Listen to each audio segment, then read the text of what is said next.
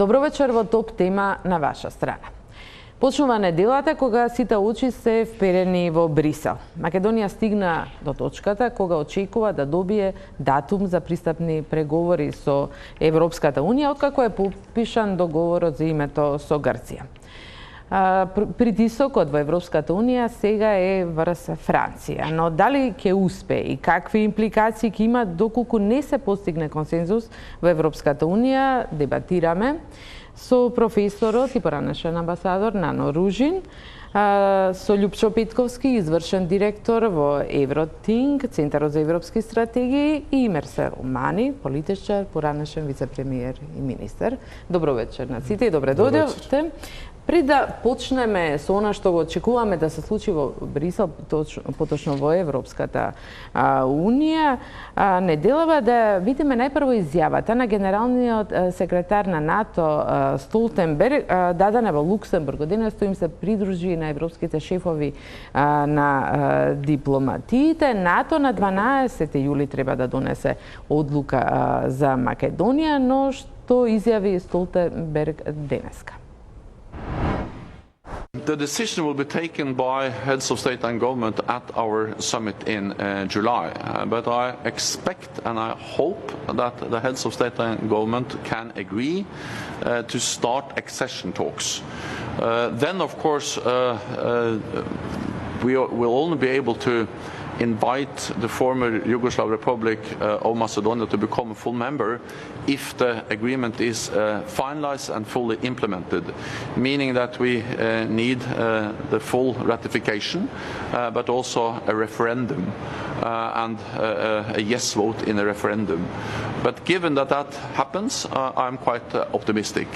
Then I think there are two separate decisions whether to start accession talks to NATO and the European Union. It's not for me to comment on what the European Union decides, but I'm quite optimistic when it comes to NATO, also because we have reiterated again and again as NATO that we will invite the former Yugoslav Republic of Macedonia to become a member as soon as the name issue is solved. If the former Yugoslav Republic of Macedonia finalize and implement the agreement, also with a yes vote in the referendum, then NATO will invite the country to become a full member, because we have stated that many times before.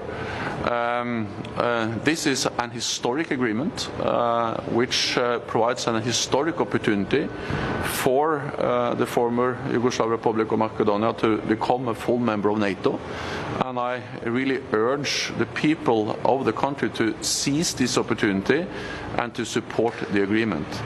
If the agreement is not supported, then I cannot see how it can be possible to, in the foreseeable future, to invite the country to become a member. So this is a one-time opportunity that has to be seized, and I would very much like to welcome the country as a full member of NATO, and therefore I strongly support the agreement.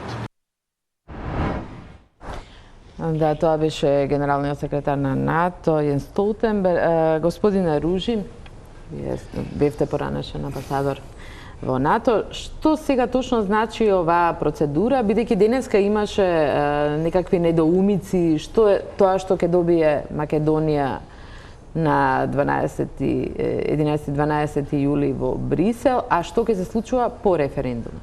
Значи, станувањето на членка во НАТО е еден процес. Од моментот на добивањето на поканата па се до добивање официјалниот статус полноправен член на НАТО, просечно поминуваат 8 до 9, а некаде и година за таа држава која што веќе добила покана за членство. Република Македонија знаеме дека прво со завршното комунике од Букурешкиот самит во 2008 беше обврзана, доколку сака да добие покана за членство, да го реши проблемот со јужниот сосед околу наоѓање заедничко прифатливо име за двете држави. Тоа е направено со договорот и сега на следниот самит или на било кој настан, независно дали е самит, Македонија ќе добие покана за членство. Вие може да ја наречете и пристапен и предпристапен договор, да, Столтенберг почнува пристапни преговори. Со тоа што, знаете, НАТО е малку по-хиерархизирана дипломатија. Оно што добива покана за членство, со сигурност се смета дека ќе стане членка на НАТО и тоа до сега не се десило некој да добие покана и да не стане членка.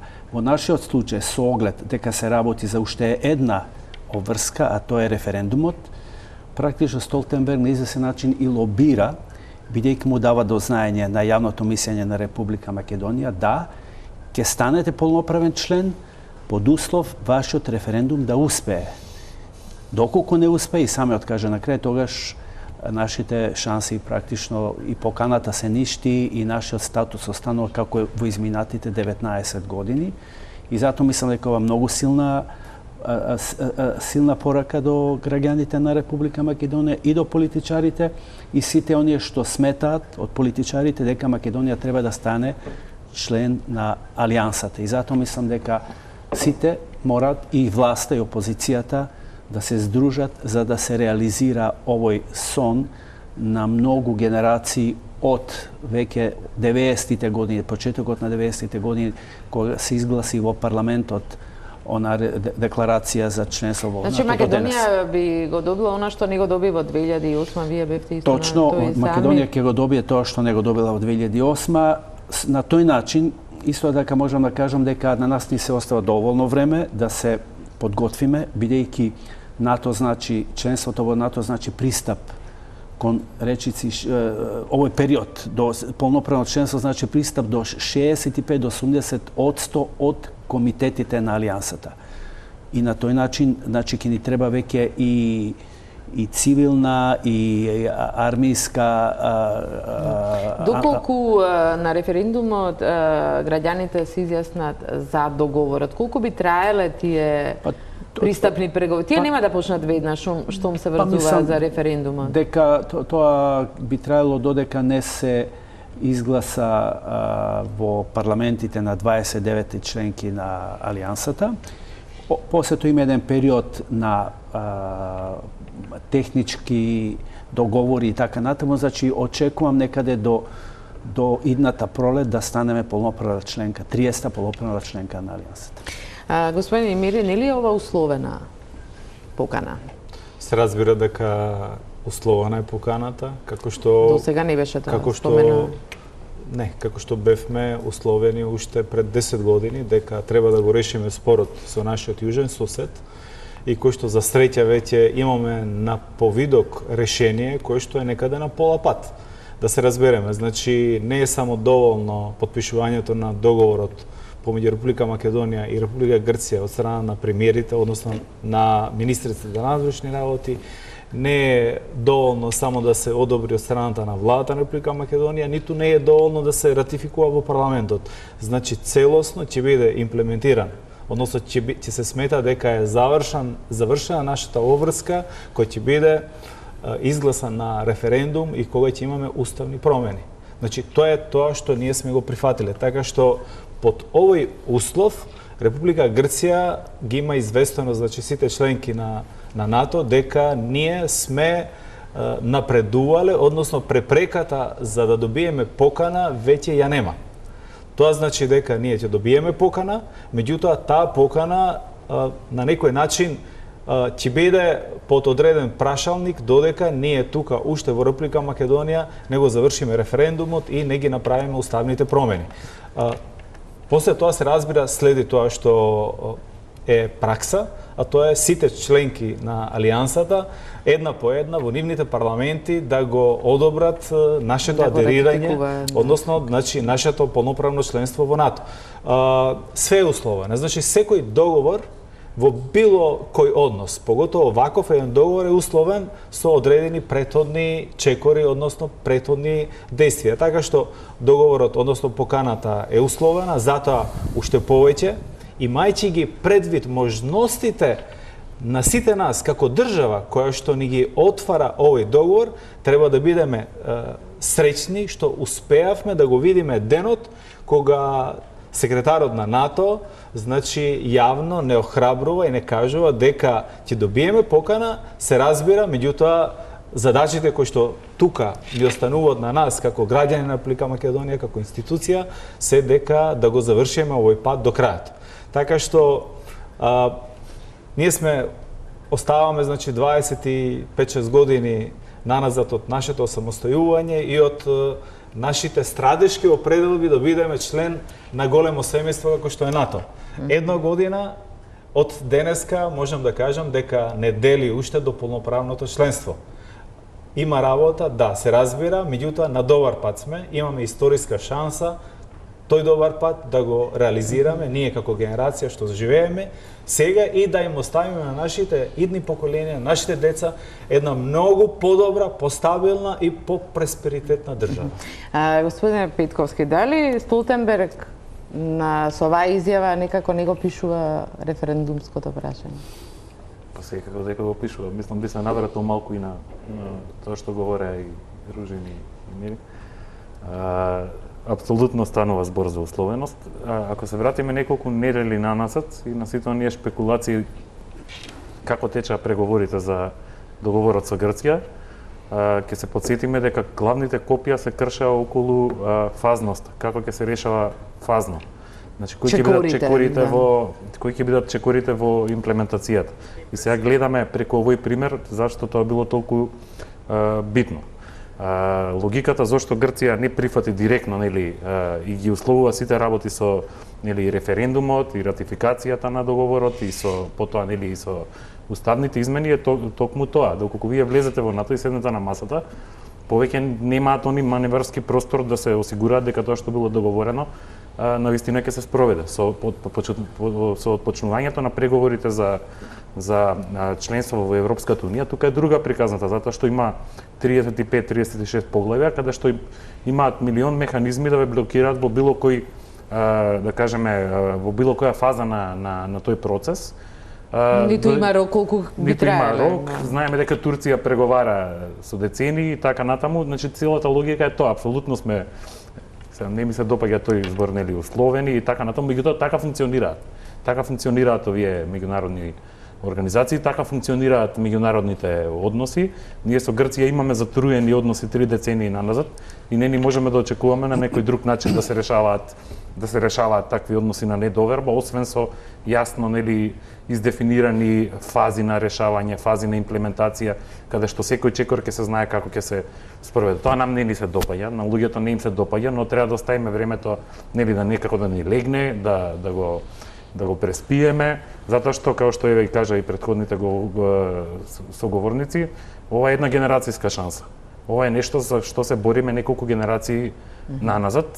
Едноставно ќе ни треба малку време и на луѓето и на јавноста да им легне да реагираме што помалку со емоции, што помалку со зборови како условување и така натаму кои будат емоции, а повеќе да се насочиме кон тоа што ќе добиеме од целата оваа работа. Дали ќе добиеме повеќе стабилност, дали ќе добиеме повеќе работни места, дали ќе добиеме држава во која што конечно ќе престанеме да се бавиме со големите прашања, со темите што, нели, генерацијски се решаваат, да почнеме да се бавиме со политики, со развој, со стандард и да им ги земеме на политичарите аргументите, нели, од рацете, нели, дека они се блокирани па не можат да испорачаат. Јас во тоа ги гледам придобивките и мислам дека целата дебата треба да се насочи на тој правец. Има една светла страна од целиот овој моментум сега.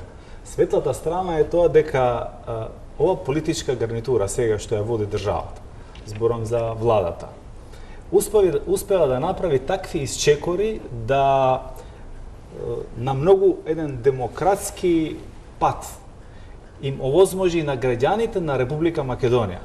Значи, нас не остана само... Да, меѓутоа отпорот е голем, господине Селмани. Не остави на нас да решиме, како граѓани Република Македонија, дали сакаме да влеземе во алијансата на НАТО како држава, да еднашка за секојаш бетонираме вечна држава, стабилна држава, сигурна перспектива, иднина и така натаму. Доколку исходот е негативен, тоа така што, знаете, ние треба да имаме сите како граѓани почит кон демократијата.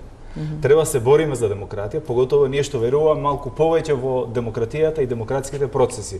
Меѓутоа, не значи дека тие што имаат спротиставени мислења од мене, од Нано и било кој друг, дека и тие во својот амбиент на размислување не се во право. Сега тезата, односно размислувањата во идните месеци ќе се кршат кој е повеќе во право. Дали ние, што сакаме да ја видиме Македонија во НАТО и во Европската Унија, дали ќе успееме да ги убедиме тие што евентуално се уште пливат, дека иднината на државата е перспективата на државата, економската благосостојба, иднината на сето она што сме го наследили и што сакаме да го пренесеме понатаму кон идните поколенија е во овие двете големи семејства, или меѓутоа во моментов ќе победат тие што се само против. Меѓутоа во моментов само да завршам мислата. Јас во моментов, за жал, секоја вечер, сакале не ичеле, поготово ние што нас повеќе не интересира што се случило денеска и утре и заутре и следната година што ќе се случи, гледаме што се случува денеска дома кај нас. За жал, сите тие што се против или што наоѓаат многу мани во овој договор, не дават алтернатива. Односно, сите тие што го на некој начин оспоруваат договорот, не значи дека под автоматизам дека тие кога би имале прекрасен договор, многу подобар договор според нивните аршини него овој што го имаме, дека би биле за НАТО. Значи, можеби истиот договор за нив би бил многу лош и кога би било прашање дали сакаме да се споиме со Русија во некоја федерација и така натаму. Така што добро, тоа се еден дел, меѓутоа аргументите да ги убедат и нив во моментов, барем оваа недела се во Брисел. Она што сите го чекаме е каква одлука ќе донесе Европската Унија, така аргументите за договорот во моментот многу зависат и од оваа одлука. Во Луксембург денеска почна Советот за општи работи како претходница на самитот во четврток и петок. Грчкиот шеф на дипломатијата Кодзиас денес упати драматичен апел, доколку Брисел ја блокира перспективата на Македонија, ќе биде многу опасно по сите жртви и компромиси направени и во Грција и во Македонија. Да видиме тоа, потоа ќе го коментираме. Најпрво да видиме анализата на Огнен Чанчаревиќ. Македонија е на пат кон Унијата. Македонија заслужи старт на преговори. Македонија го исполни бараното од Брисел. Вака звучија изјавите на домашните и странски политичари пред само неколку дена, непосредно по потпишувањето на договорот со Грција, а потоа следуваше студен туш за државно-политичкиот врв и македонската дипломатија. Датум за старт на преговори на самитот на ЕУ, кој ќе се одржи недалава во Брисел, најверојатно нема да има. Според неофицијалните информации од дипломатските кругови, главен кочничар е Франција, чиј официјален став е дека влезот на Македонија во НАТО засега е доволна награда за стореното. Холандија, Данска и Белгија, иако го променија својот став кој беше на иста линија со официјален Париз, можно е повторно да направат свртување од 180 степени и да застанат на патот на Македонија кон Европската Унија. Дипломатската офанзива се засилува, поддршка има, исто како и притисок за да се спроведе најавеното и да се добие датумот, но дали тоа ќе даде резултат до крајот на неделата, никој со сигурност не може да потврди. Грчкиот шеф на дипломатијата Никос Коција соопшти дека двете писма во кои потврдува дека не се противи за европската и евроатлантската интеграција на Македонија, според договорот ќе ги потпише денес и ќе ги испрати до ЕУ и до НАТО. Во интервју за Еурактив, Коцијас изјави дека Европската Унија треба да го исполни ветувањето кон Македонија и Албанија, нагласувајќи дека ако некои земји имаат проблеми со Северна Македонија и Албанија, требале порано да ги споменат. Од моментот кога Европската комисија го постави ова лето како хоризонт за почеток на формалните преговори со Северна Македонија и Албанија, ќе треба да го исполниме ветувањето. Им кажав на моите колеги дека можат да бидат колку што сакаат строги, но ние мора да не ја блокираме перспективата. Се плашам дека ако не се даде датум за пристапни преговори за Северна Македонија, сите напори што ги направивме со големи жртви и компромиси од двете страни би можеле да бидат ставени во опасност. И високиот представник за внатрешна и надворешна политика на Европската Унија, Фредерика Могерини, ја изрази својата поддршка кон Македонија, нагласувајќи дека препорака за старт на преговори има и дека напредокот мора да биде препознаен и охрабрен. The recommendation of the Commission is that we recommend as a Commission to open negotiations both with Skopje and with Tirana. This process is merit-based. It needs to be merit-based, which means that when there is progress, this must be recognized and encouraged and accompanied. So I hope the Member States will take the right decision. I hope and expect Member States will take the right decision. Let me say that we see progress in the Balkans that are impressive. I witnessed the signature of the name agreement just 10 days ago. Historic moment that needs to be supported. Австриската министерка за надворешни работи Карин Кнајсел, говорејќи околу отварањето преговори со Македонија и Албанија, порача дека земјите ги исполниле задачите и дека кредибилитетот на Европската Унија е во прашање, истовремено изразувајќи потполна поддршка до Европската комисија и Могерини по ова прашање. Не можам да зборувам во име на сите 27 земји, но во наши очи не станува збор да им се подари нешто на овие земји, туку ова е прашање на логика. Им дадовме задачи на Албанија и на Македонија, на Северна Македонија, како што е правилното ново име на оваа земја. Им поставивме цели што треба да се постигнат и им рековме да ги исполнат. Во случајот на Северна Македонија рековме треба да се стаса до решение за проблемот со името, иако Албанија направи реформи во судството. Тогаш ќе стане збор за нашиот кредибилитет да се започне со механизмот. Тука Европската комисија и Федерика Могерини ја имаат поддршката на Австрија. Притисок врз официјален Париз дојде од САД преку телефонскиот повик на американскиот државен секретар Мајк Помпео до францускиот шеф на дипломатијата Жан-Лив Ледриан. Во разговорот тој побара Париз да не го попречува проширувањето на НАТО и да се согласи со поканата за членство за Македонија, како и за почеток на преговори со Европската Унија. Холандскиот парламент се изјасни негативно само околу отварањето на преговорите со Албанија, а тоа може да биде пресудно и за пакетот во кој е Македонија. Последна можна пречка е Австрија, која под превезот на мигрантскиот проблем инсистира Европската Унија да ги прекине преговорите со Турција, наговестувајќи ја поддршката кон четворката која се противи на проширувањето на Унијата. Господине Ружин, зошто францускиот претседател Макрон е против датум за преговори? Тоа е многу вака комплексно прашање, ќе се обидам најбрзо да одговорам. Прочитав еден наслов пред да влеземе кај Мерини, покер во Европската Унија. На која карта игра Макрон? Видете, прво во Европа се случија многу работи. Европа во 2003 најави еден голем Биг Банг со Западен Балкан, отвореност и така натаму. Се случи само влегување на Хрватска и останатите останате надвор. Што се случува сега? Што е она што после тоа настапија десетина години кои што и самите и во францускиот печат читав години кои ги изледоа скакулците. Практично ништо не се случуваше во Европската Унија освен кризи. Од бегалските кризи до атентати, од Брексит до грчкиот економски финансиски колапс и така натаму. И сега одеднаш Меркел, која што беше најсилниот мотор на Европската Унија, се појавува еден нов човек, тој Макрон, во период кога веќе завршене, мислам, Британија се повлече, Меркел е ослабена заради коалиции проблеми, но и заради бегалската криза. И тогаш Макрон вика, мораме да обновиме Европа, мораме да го обновиме идентитетот на Европа, мораме да зајакнеме Европа, мораме да се потприме на суверенитетот на петте принципи на суверенитетот Европа, економски, одбранбен, финансиски, соработка и така натаму. Во таа насока тој побара уште во говорот во Страсбург од Меркел да почне со една поголема, подлабока реформа, бидејќи вика еврозоната постои, но таа не е подготвена, например, да одговори на секој шок секавично. Многу сме спори, многу сме нефункционални, имаме различни економски политики, имаме некомплементарност во нашите стратегии, ни се појавуваат популисти, мисли на југоисточна и централна Европа. Дури постои мислење дека токму тие се главните кривци што така ни се случи оваа нефункционалност на Европа.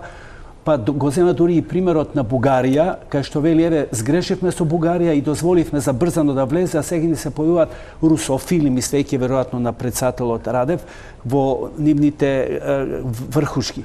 И на тој начин сега доаѓа една Македонија, која што пред една година гледа шокантни слики од еден премиер кој што крвари, кој што е нападнет, и таа сега сака да влезе во Европската унија. Меѓутоа, Македонија прави таков исчекор да дури и самите не се во состојба да го абсорбираат тоа што го направи Заев, бидејќи тоа беше навистина еден шок и за Брисел. Го прави тоа, сега Макрон вели, видете, доколку не се прифати од страна на германската дипломатија реформата, длабоката реформа на Европската унија, тогаш јас сум против проширувањето на Европската унија кон Балканот. Тука под знак на прашање ги става и Црна Гора и Србија. Макар што е во прашање решен спор од 27 години. Бидејќи србите и црногорците тие сметат дека 2025 ќе влезат. И одеднак се поставува прашање, но продолжува. Но не смееме да дозволиме тие да инклинираат кон Русија и кон Турција. Значи мораме нешто да направиме и смета дека, како што рече и новинарот, дека е доволна награда НАТО, дури гледате Столтенберг беше на тоа повикан, веќе постои стално една синхронизација меѓу политиката на НАТО и на Европската. Да не се датум сега, доволно ќе биде Македонија. Не знаеме како, бидејќи сега е тука дипломатијата која што ќе решава, една ослабена Меркел која сака Македонија да влезе и еден зајакнат Макрон кој што зборува понекогаш противречно, инсистирајќи на својот модел на реформи, во смисла, да, може би Македонија е подготвена за влез, за да ги почне преговорите, но ние не сме подготвени да ги прифатиме.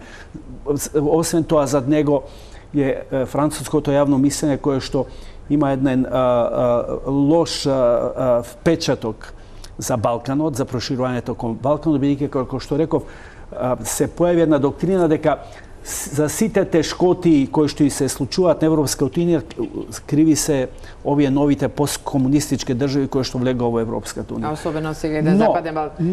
Но, тука ќе се игра што се вели на пипета. Мислам дека не се изгубени шансите, а затоа мислам дека, би рекол еден француски израз, шансите се егал.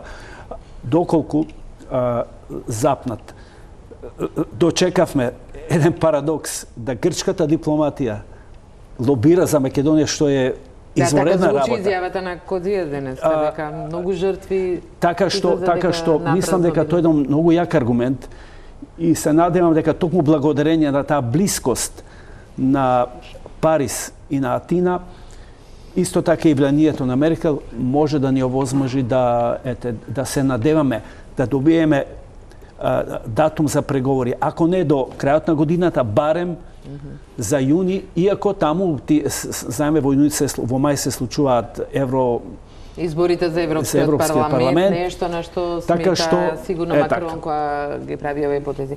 Можно ли е, вие сте добар познавач на Европската унија, Петковски, можно ли е овие внатрешни недоразбирања да се прикршат сега врз Македонија? Па политиката мислам дека се е можно, но искрено не верувам во тоа. Мислам дека и Германија и Франција покрај недоразбирањата и различните визии кои што се должат, нели, мислам дека клучно е тука јавното мислење. Што е разликата меѓу Макрон и Меркел главната? Главната е што Макрон ги доби изборите против кандидат од популистичката десница кој освои речиси 40%, поправете ме ако грешам од гласовите, што укажува на тоа дека огромен дел од јавното мислење во Франција е свртено против, да кажеме, поголема интеграција, против проширување, е сензитивизирано на десничарски теми и така натаму и така натаму. Мигрантите станаа главни теми и така натаму. Сега, они имаат различна визија за тоа како Европа треба да се реформира и да оди напред, различни сензибилитети. Германија е добитникот од целиот процес. Значи, Германија минативе деценија најголемиот добитник. Франција така не се чувствува. И нивното јавно мислење на тоа укажува. Сега, дали преку нас ќе се прекрши, ја искрено не верувам и се надевам дека се ќе биде во ред. Во крајна линија ќе се договорат. Видете, он го користи ова како едно од прашањата. Ова не е веројатно ни меѓу првите 5 прашања проширувањето што седи на маса кога Меркел и Макрон разговараат, значи визијата за како треба да изгледа Европа, економијата, политичката економија, мигрантската криза и така натаму, ред други прашања. Мини самит само за мигрантите кај што прашањето за проширувањето е едно од тие. Значи за жал ние правиме многу за да влеземе во ЕУ. Правиме се за да бидеме прифатени. Мислиме дека нашиот микрокосмос е најважен, меѓутоа за жал очигледно и меѓународната политика и големата политика функционираат така да не сте цело време во најбитна тема за која што се разговара. И сега кај нас ова е голем проблем затоа што знаеме колку е емотивно целото прашање, знаеме колку брзо некако течат сите овие промени, сите овие процеси и од друга страна ако не добиеме морков и ако не добиеме јасни инсентиви, значи придобивки или не знам структура или некаква визија за тоа што ќе добиеме, се плашам дека најголем губитник во приказната нели би била власта, која што го вложи целиот свој политички капитал и премиерот и сите луѓе што се вложија во приказната, нели и голема е опасноста да тоа нели јавноста кај нас не го препознае и нели се разочара дополнително. Затоа се надевам дека нели не би требало да се видете, не би требало да се драматизира. Може се случи да не добиеме. Меѓутоа и самиот Макрон вели, но ќе добиете, но сигурно ќе станете еден ден член. Не можам само да кажам датум. Тоа е негова реченица. Апсолутно не треба да се апсолутно не треба да се драматизира, затоа што видите и да добиете, тоа е повеќе како символичен некаков мислам што значи да може да кажат да ќе почнат преговорите, да не се даде датум, па да кажат ќе даеме датум ние на есен. Може да дадат датум и да кажат ќе почнат преговорите, меѓутоа тоа не знам во нашиот секојдневен живот и на граѓаните нема да значи драматично нешто, освен драматично е што нели ќе даде некаква стабилност, што можеби инвеститорите ќе гледаат поинаку на нашата држава, што ќе можеби ќе ги смири политичките тензии и така натаму. Меѓутоа треба повторно се насочиме на тоа што ќе добијат луѓето, затоа што ја имам впечаток дека многу говориме за големи теми, големи зборови, што ќе добијат луѓето? Ќе добијат тоа доброто условување. Ќе имаме скрининг. Ќе дојдат експерти од Европската комисија и ќе ги отворат клучните поглавија. Клучните се 23-24. Тоа се луѓе што тоа се теми и политики какви одлуки би можеле? Велите, еве и господинот Ружин, еве и вие споменувате, значи кои се опциите? Може да донесат одлука за преговори во тоа датум, да одредат датум. Што е реално нуклеарно сценарио да кажат нема во моментов, не сме подготвени да дадеме, нели. Тоа е најлошото можно. Тоа е најлошото можно сценарио и јас не верувам во тоа. Идеално сценарио би било да речат да, еве и Македонија и Албанија, инаку патем имаат повеќе проблем со Албанија, затоа што не знам во преовладува мислење дека Албанија има тешки системски проблеми со корупција и со така натаму, еве тоа беше случај нели во германскиот парламент. Има две групи на обврски за секоја држава кандидат. Првата група се реформите, втората група се да ги решите сите меѓудржавни проблеми. Добро, во случајот на Македонија има сериозен меѓудржавен проблем со Грција околу територијалните води. Тоа е другиот. Значи нуклеарно сценарио е да не добиеме ништо, тоа нема да се случи. Идеално сценарио е да има значи и да кажат почнуваат преговори и да ни дадат датум, да речете тоа ќе биде на есен, тоа ќе биде во март, тоа ќе биде утре, задутре и така натаму. Средно сценарио е да речат да, ќе се отворат преговори, но меѓутоа во моментов ние не сме подготвени да дадеме датум, ќе ви дадеме датум на есен. На есен ќе се вратиме после. Да го врзат со референдумот. Не верувам дека ќе го врзуваат со референдумот, но интересно е како од Грција, нели успеавме да направиме најголем лобист, како што рековте, затоа што во Грција мислам стратешки интерес на Грција да се врати на Западниот Балкан, да стане кредибилен играч и да ги турка процесите, затоа што на секоја држава е во интерес да е обкружена нели со стабилни држави, со држави што делат исти. Видовме како го поместивме малку ова клучно идентитетско прашање околу името што го имаме и гледаме како од Грција успеавме да направиме концес. Да, Салмани, некој вела дека и спомена и вашите соговорници дека проблем е некако ги гледаат Македонија и Албанија во пакет. Холандскиот парламент даде поддршка за Македонија, но не и за Албанија. Могерини поддржува и инсистира, сметајќи дека две земји да добијат датум, за неа ќе биде многу поголем плюс и голем успех во кариерата и дури со амбиции да се реши и проблемот меѓу Косово и Србија до крајот на годинава. Колку овој пакет Македонија-Албанија во моментов и пречи на Македонија, да условно да кажем?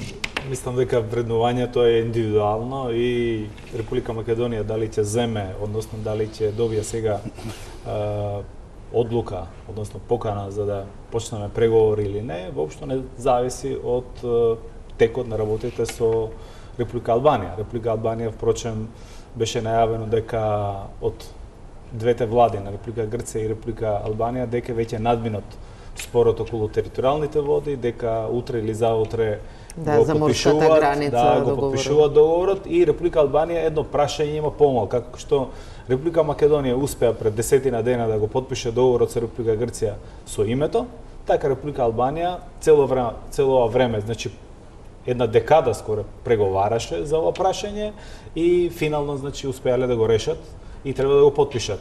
Република Албанија има системски тешкоти, значи поготово американците тука се премногу фокусирани околу борбата против корупцијата, злоупотребата на државната власт и на локално и на централно ниво и функционирање на правосудниот систем.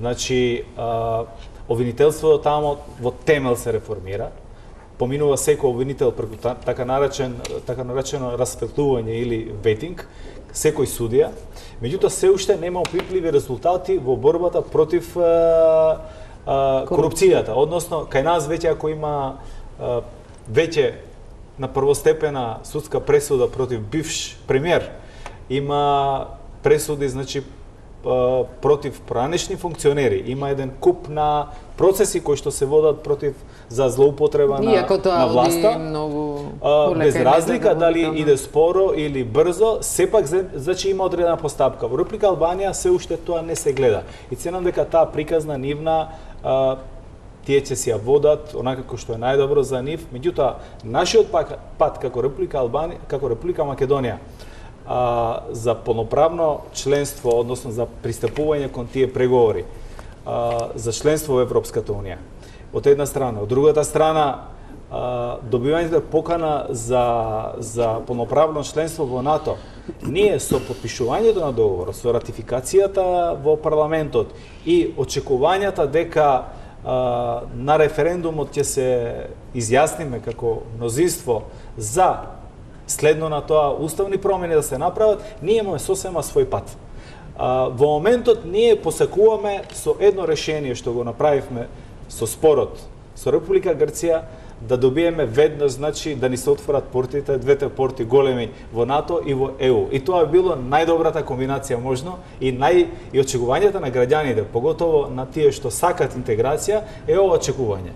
Меѓутоа, реално за мене лично и членка на НАТО ние да почнеме сега добиеме покана и за една година да станеме е огромна придобивка, затоа што ние само за една година ќе бидеме во еден единствен одбранбен систем, ќе бидеме под безбеден чадор, ќе бидеме држава која што е гарантирана од многу аспекти, поготово околу безбедноста. Инвеститорите надворешни, инвеститорите домашни, банките, значи ќе добиваат силна порака дека може да сметат на безбедност. Нашиот пат кон полноправно членство во Европската унија е долг. Во најдобар случај е 2025 година. Додека ние преговараме за полноправно членство во Европската унија, ние секогаш добиваме и ќе добиваме нешто. И добро е тој долг пат да трае дури повеќе, затоа што ќе треба да импортираме и култура на однесување, и култура на управување тука со државата. Па не се согласувам дека сите сакаат тоа многу долго да трае. И пари и фондови, можност да искористиме европски фондови. Дента која ќе станеме полноправна членка, имаме тогаш и други обврски. Значи, треба да ја полниме таа европска каса и така натаму. Така што за мене лично многу е битно да станеме членка на НАТО, да имаме безбедност и сигурност, а и годините понатаму да преговараме и секој поглавје убаво систематски да си го имплементираме за да станеме членка на Европската Исто унија. волку се силни очекувањата за датум за преговори како во Македонија во моментов, на овој самит. Знаете што, таму атмосферата, политичката елита е премногу окупирана, политичката елита, поготово владата, премиерот, со добивањето на поканата, дали ќе добие или не. Затоа што тоа е едно, за секоја влада, поготово сегашната влада на Република Албанија, која што веќе втор мандат се црпи, половина од својот втор мандат, ќе биде огромно признание дека успеала државата да ја понесе кон нови вредности, односно кон европскиот пат. Меѓутоа, таму во Република Албанија не се оптоварени луѓето како нас, ние тука што сме оптоварени, дали ќе не биде и што ќе се случи ако ние не станеме членка на НАТО? Што ќе се случи ако имаме негативен референдум? Знаете, неизвестноста, самите рековте историски договори и очекувањата тука кај нас е многу поголема. Република Албанија е членка на НАТО. Таму економијата им иде добро. Инвестиции има секој ден повеќе и повеќе. Се градат патишта, автопатишта, инфраструктура, бизниси и така натаму. Така што не се премногу оптоварени како граѓани дали утре ќе добијат покана за ЕУ или не. Бериша се закани со граѓанска војна ако се подпише договорот за територијалните води, а овој втор подпис, веќе првото подпишување. Првиот Бериша го има подпишано. Го подпиша, меѓутоа го сруши Уставниот суд. Уставниот суд на Албанија го има срушено тој договор и сега вели дека ќе биде граѓанска војна и така натаму. Мислам дека Бериша е веќе мината една фигура во политичката сцена во Република Албанија. Дури партијата која што он беше председател до пред некоја година е во таква една очана состојба која што со измислени аргументи сака да и парира на сегашната влада. Меѓутоа, таму имаме силна битка. Многу добра паралела може да се повлече помеѓу, да кажеме, кочионите или ретроградните сили внатре во ВМРО ДПМН, затоа што и таму има и реформистички сили, прогресивни сили, и во Република Албанија опозиционата партија која што впрочем ги губи последните избори многу често и со многу лош резултат. Така што не може да се очекува голема кочница од опозицијата, затоа што таму власта е доволно, односно коалицијата, власта на локално и централно ниво е доста силна, меѓутоа таму им предстојат систематски реформи и силна борба против корупцијата. Датум за почеток на преговори на Албанија би бил силен потик на владата и тоа веројатно го имаат сите. Да, апсолутно, како секоја влада, Меѓутоа сега нема атмосфера како на светско фудбалско првенство, туку малку се помири од нас. Меѓутоа, ние имаме една голема предност. Ние имаме двајца големи лобисти. Значи, соговорниците го спомна само јужниот сосед. Значи, министер за надвршни работи на Грција, да не забораваме, Бојко Борисов, од кога го подпишавме договорот пред година дена, стана најголем лобист на Република Македонија, и за НАТО, и за Европската унија. Така што ние имаме и од исток, и од југ, имаме двајца добри лобисти, кои што се надевам дека сите овие препреки, ситни или отпори што се јавуваат во рамките на ЕУ, ќе можеме да ги надминеме.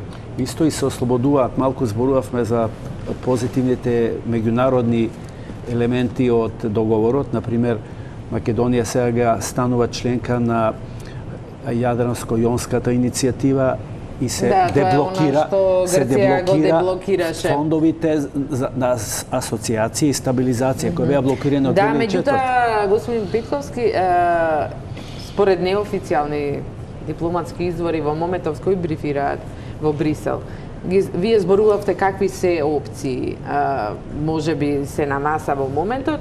Една е дека ако Европската унија даде сега зелено светло Македонија да почне преговори, тие би биле меѓу најригорозните досега за една држава. Дали нешто такво е на маса? Какви се тие најригорозни со многу поголема веројатно контрола од Брисел? Добро, видете се и на кога имате јавности што се скептични околу проширувањето, треба да им кажете дека ќе бидете многу строги кон кандидатите, за да ги избегнете грешките, например, од минатото и да ги стишите нивните ставови. Ова мислам дека германците овој наратив го форсираат. Да, веројатно предлог. Да, германците они викаат да, ние стоиме за ова, па треба да ги смират французите, па ќе речат ние ќе бидеме исклучително строги кон овие држави, ќе ги условуваме, ќе ги тераме да се опаметат, да воведат стандарди и така натаму и така натаму. Мислам самиот процес како е поставен, фактот што преговорите се базираат на принципот fundamentals first, односно основните работи прво, е веќе многу добра работа, Тоа значи дека ќе се отворат по практиката со претходните држави што пристапуваат, ќе се отворат прво поглавјата 23 и 24, за граѓаните да знаат 23 е клучно поглавје затоа што двете поглавја тангираат различни аспекти на владење на право. Значи 23 е повеќе за судството, човековите права, 24 е повеќе насочено на безбедност, на полицијата и така натаму и така натаму. Значи како ќе изгледа тоа? Они ќе дојдат со некакви бенчмаркови за отварање, ќе речат пред да отвориме или за да влеземе во сериозни преговори, еве ви листа од 15 работи што треба да ги направите во судството, во полицијата, во границите, во менаџирањето на границите, за да почнеме сериозно да разговараме. И ние треба тие работи да размислуваме. Значи тоа се мощни мокни алатки, таа целата политика на условеност е мощна мокна, затоа што ќе ни даде на нас како граѓани, како јавност, како загрижени луѓе што живеат во државава, можност на нашата влада да ја кажеме, дечки, еве работете на ова. Ако ние имаме сите проблеми, кои поставува кај нас перцепција дека судството не чини. Членството и во НАТО не е само безбедност, ке не чуваат.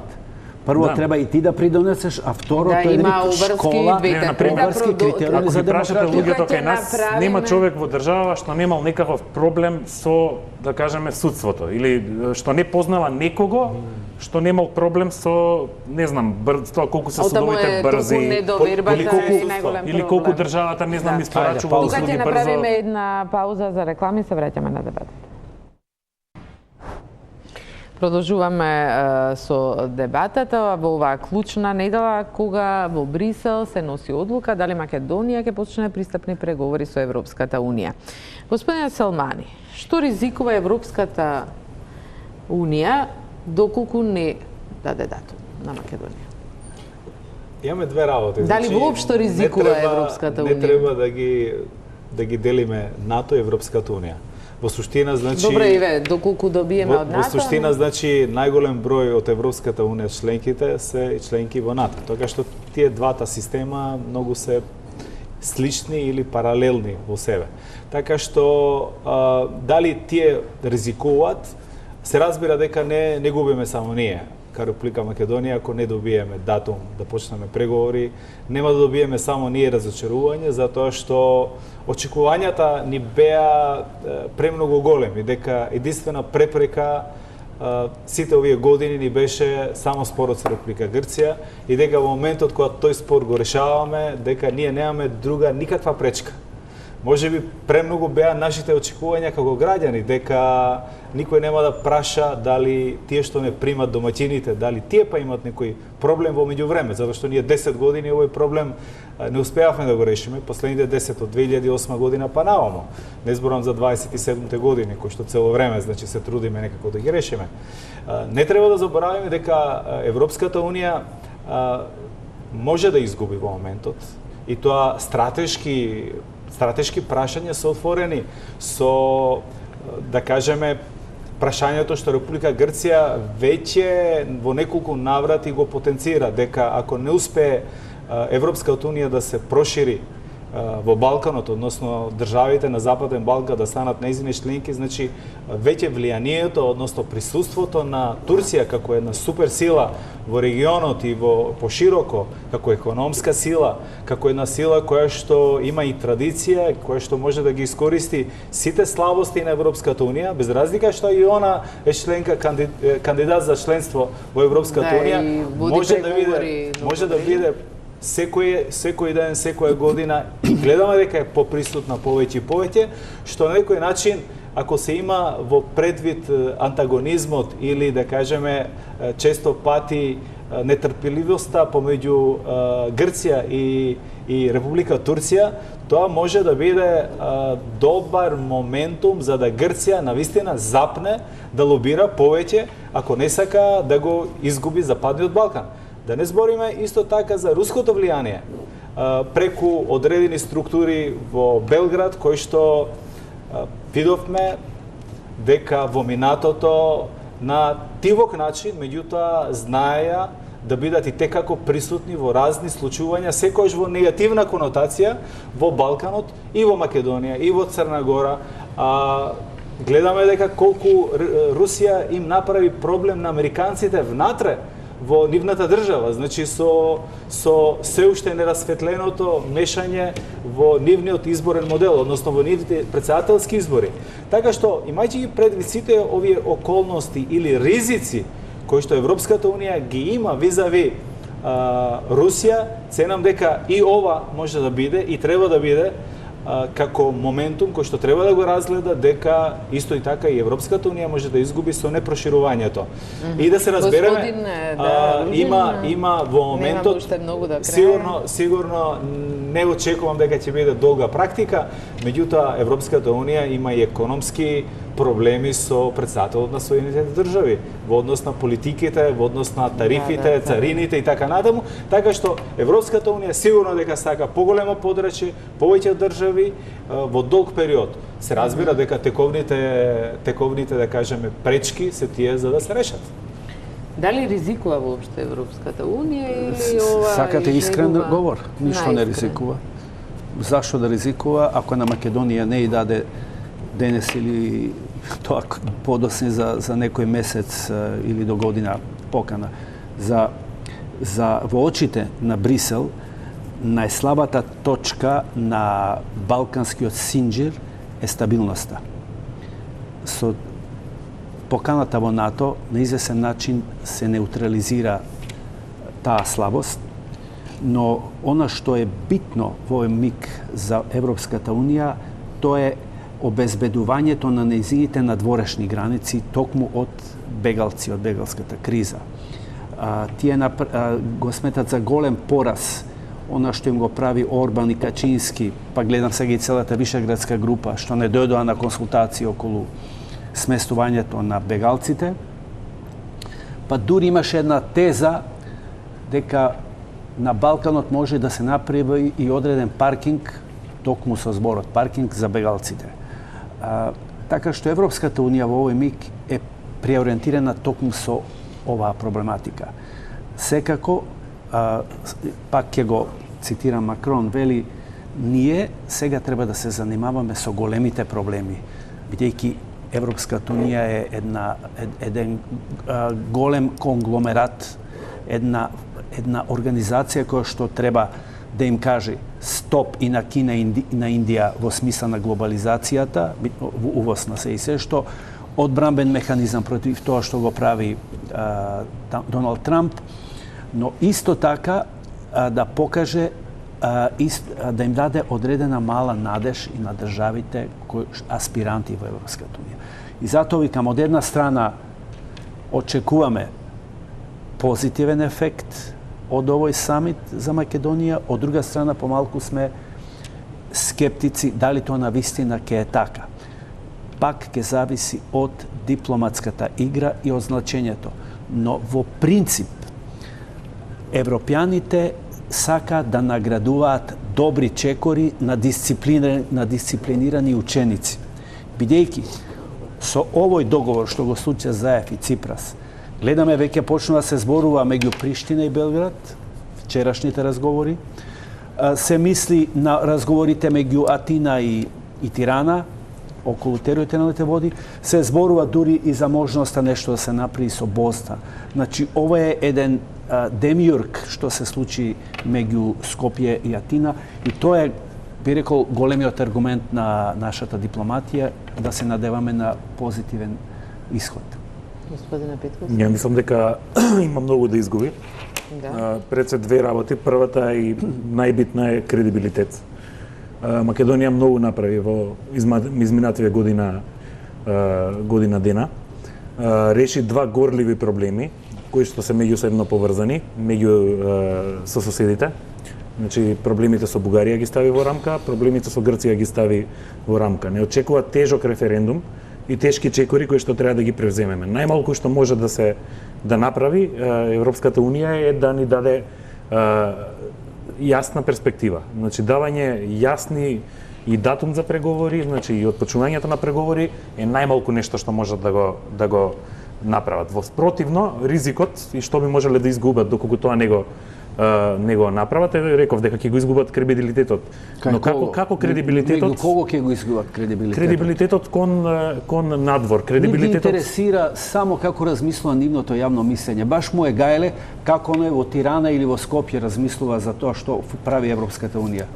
Да, меѓутоа ги интересира дали Русија ровари или Турција ровари на терен што би требало геостратешки да биде нивен. Значи губењето на кредибилитет значи зголемување на да кажеме привлечноста на некои алтернативни актери. Знаеме, на пример, ќе ве потсетам на анкетата во Србија. Во Србија правеле дали лани кога беше скоро анкета, каде што граѓаните ги прашуваат кој е најголемиот трговски партнер или на Србија. Огромно мнозинство мислат дека е Русија.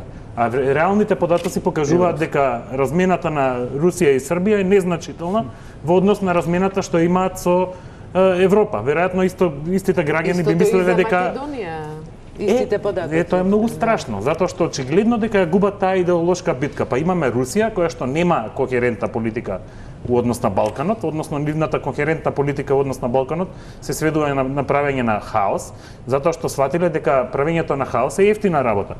Ќе направиш 10 портали што ќе пуштаат лажни вести, имаш јавност која што е разочарана и во чии што очи кредибилитетот на Европската унија за која што се бори со години е намален и тогаш Русија ќе почне да прави нели при мал трошок големи но како да очекуваме ако Макрон повеќе се грижи за својата јавност, за тоа како да помине на изборите, ќе потсетам следната година за Европарламент, на Меркел НАТО е утешно на ќе ве потсетам на владеачката коалиција, зошто сега треба да ќе ве потсетам на она што предходно го споменавте, не знам дали беше пред камери или за статијата што сте за уметноста на политиката и статијата во Екатамир што била и ова ме носи и на втората работа што можат да изгубат. Втората работа е можноста за добри вести. Еве ќе потсетам во стратегијата за проширување од февруари. Таму прв пат за сите држави од Западниот Балкан конечно Европската унија почна да употребува вистински јазик и вистински да ги опишува, а не од околу проблемите. Па вели дека секаде постојат елементи на заробена држава. Значи прв пат концептот заробена држава во нивниот јазик беше употребен нели во извештаите на Прибе. Сега за сите велат дека и Албанија и Србија имаат елементи на заробена држава. Во истата таа стратегија зборуваат нели даваат цел еден инструментариум како тие држави да се одзаробат, така да се ослободат. А исто така очекуваат од елитите кои ги заробиле државите да ги одзаробат. Сега Македонија е единствената држава, би рекол, во регионот каде што има потенцијал, не велам дека тоа се случува, меѓутоа има потенцијал за некакви реални промени, за реални добри вести. Добро, вие така, малку ние немаме сјајна,